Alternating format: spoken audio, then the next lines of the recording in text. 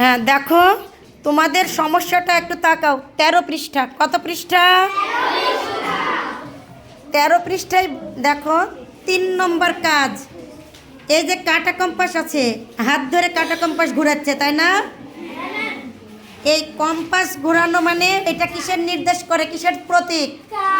কাজের প্রতীক। কত নম্বর কাজ? 3 নম্বর কাজ। 3 নম্বর কাজে বলছে বন্ধনী ব্যবহার করে নিচের প্রশ্নটিকে একটি গাণিতিক বাক্যে প্রকাশ করি এবং সমস্যাটি সমাধান করি। গাণিতিক বাক্যে প্রকাশ করতে বলছে এবং কি করতে বলছে? সমাধান করতে বলছে। তাহলে গাণিতিক বাক্য কাকে বলে সেটা তো বুঝাইছে এর আগে। গাণিতিক বাক্যে শুধু কি থাকবে?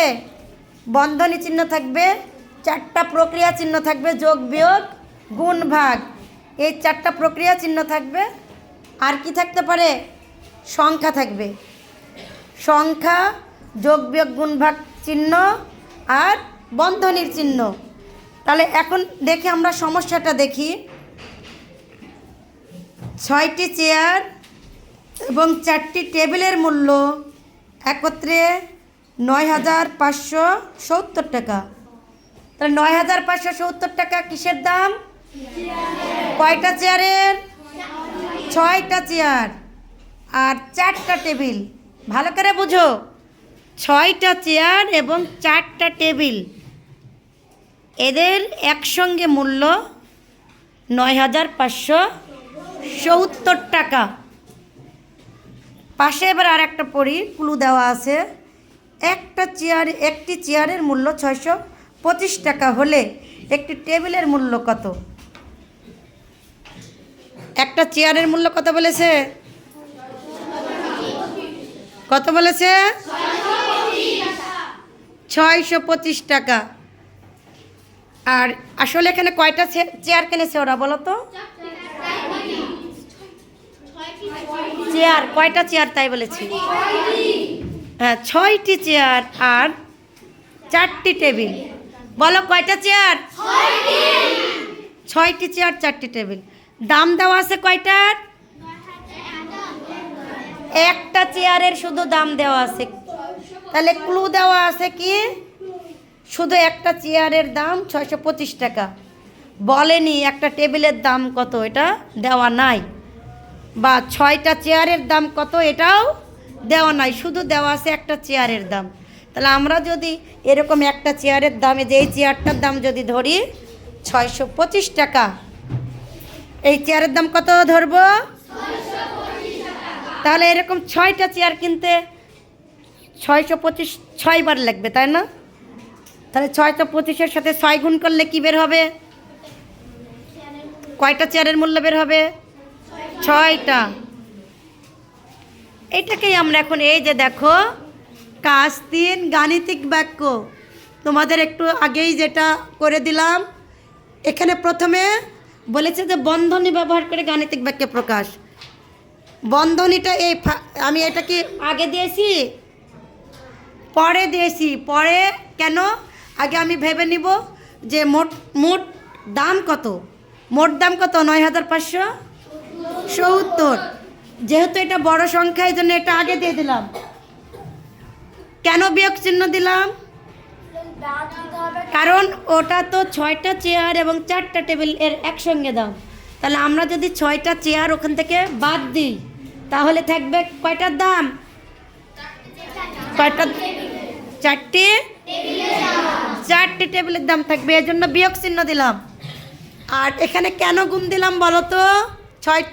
625-এর সঙ্গে 6 কেন গুণ দিলাম? Very good. একটা চেয়ারের দাম 625, অতএব 6টা চেয়ারের দাম 625 গুণ 6।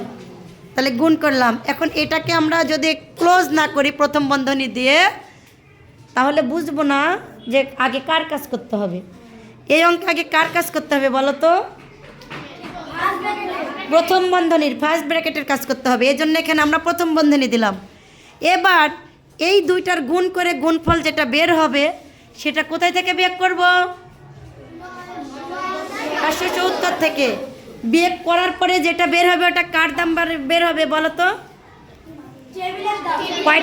কয়টা টেবিলের দাম? 4টা টেবিলের দাম। Very good. এই জন্য যেহেতু আগে বিয়োগের কাজ করব, যদি আমি এই যে দ্বিতীয় বন্ধনী না দিতাম, সেকেন্ড ব্র্যাকেট যদি না দিতাম, তাহলে ভাগের কাজটা আগে করতে হতো। কিন্তু এই অঙ্কে কি ভাগের কাজ আগে? সব শেষে ভাগের কাজ করতে হবে। এই জন্য এই দুইটা গুণ আগে করব, করে এখান থেকে আবার বিয়োগ করব। এই কারণেই আমি এখানে দ্বিতীয় বন্ধনী দিয়েছি, কারণ প্রথম বন্ধনীর কাজ শেষ করব, তারপরে দ্বিতীয় বন্ধনীর কাজ শেষ করব। সব শেষে 4 দিয়ে কেন ভাগ করলাম কে বলতে পারবে? অন্য কেউ বলো কেন? মিম্মা দাঁড়াও, ভয় পাচ্ছ কেন? ওই যে 4 দিয়ে কেন ভাগ দিব শেষে? ভাগ দিলে কি 4টা টেবিলের দাম বের হবে? একটি টেবিলের দাম বের হবে। Very good. বিয়োগ করলে 4টা টেবিলের দাম বের হবে। বিয়োগ করলে কয়টা টেবিলের দাম বের হলো? 4টা টেবিলের দাম। এখন তোমাকে বের করতে কি বলেছে? বলেছে সবশেষে যে একটি টেবিলের দাম কত বা মূল্য কত। তাহলে একটি টেবিলের মূল্য বের করতে হলে ভাগ করতে হবে। 4টা টেবিলের মূল্য এত টাকা, অতএব একটা টেবিলের মূল্য, তাহলে 4 দিয়ে আমরা ভাগ করব না? এই জন্যই আমরা এখানে সব শেষে কি দিলাম? ভাগ 4। এখন এটাকে আমরা সমাধান করব। হ্যাঁ, সমান চিহ্ন দাও নিচে দিয়ে আগে প্রথম বন্ধনীর কাজ করব, আর এগুলো এইভাবেই রেখে দেব। প্রথম সংখ্যাটা 9570 বিয়োগ, এখন গুণ করে দিই আমরা। প্রথম বন্ধনীর কাজ আগে করব। 5 6 30, 0 30-এর হাতে 3, 6 দুগুণা 12, 12 আর 3 15, 15-র 5 হাতে 1, 6 6 36 আর 1 37, 36 আর 1 কি 37। এখন প্রথম বন্ধনী কি করলাম? তুলে দিলাম। যখন এরকম একটা সংখ্যা বের হয়ে যাবে তখন বন্ধনীটা উঠে যাবে। এখন কোন বন্ধনী থাকবে? দ্বিতীয় বন্ধনী থেকে গেল, আর ভাগ 4। এবার কার কাজ করব? দ্বিতীয় বন্ধনীর কাজ। বিয়োগ করলে দেখো 0 থেকে 0 বাদ দিলে 0, তারপরে 7 থেকে 5 বাদ দিলে, হ্যাঁ 7 থেকে 5 বাদ দিলে 2, এবার 15 থেকে 7 বাদ দিলে 8, তারপরে 15 থেকে 7 বাদ দিলে 8, এবার হাতের 1 4, 9 থেকে 4 বাদ দিলে 5, কত হলো? 5820।